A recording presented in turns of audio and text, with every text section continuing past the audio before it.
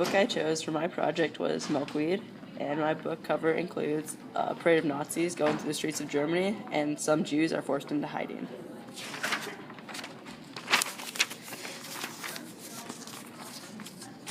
Milkweed by Jerry Spinelli is focused on a boy living in Warsaw, Poland during World War II and the Holocaust.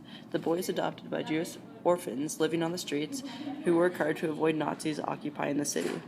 The boy, called many things, bestows the name Misha Podolsky, knowing that every action could result in life or death.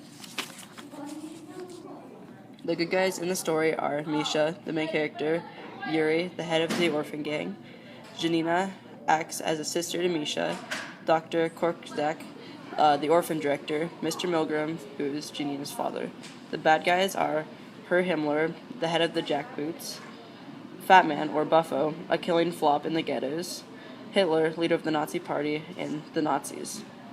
Conflict arises after Misha is left homeless and comes across a band of orphans. Everything is fine until more and more Jews get moved to ghettos. Finally, the boys are found out and are moved to the nearest ghetto. Now only willpower will keep him alive.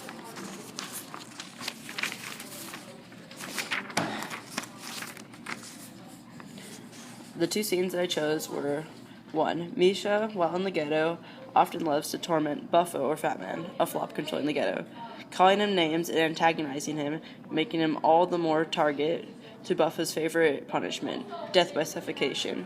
I can't imagine what might make you want to put yourself in such harm. Number 2. After surviving the Holocaust, Misha is, as you can imagine, scarred and mentally broken down. He goes crazy and emotionally dead. He yells his story from rooftops onto onlooking spectators.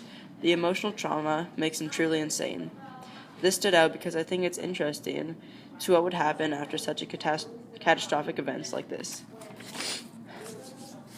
Okay, so this is my Venn diagram, and from my historical fiction, there's Buffo the Child Strangler, Jews made to wash sidewalk with their beards. There's a milkweed that gives people hope, and life was luxurious for many people before the Holocaust happened. Some events were the bombing of Japan, the defeat of Hitler, a fake balloon army, and 6 million Jews dead.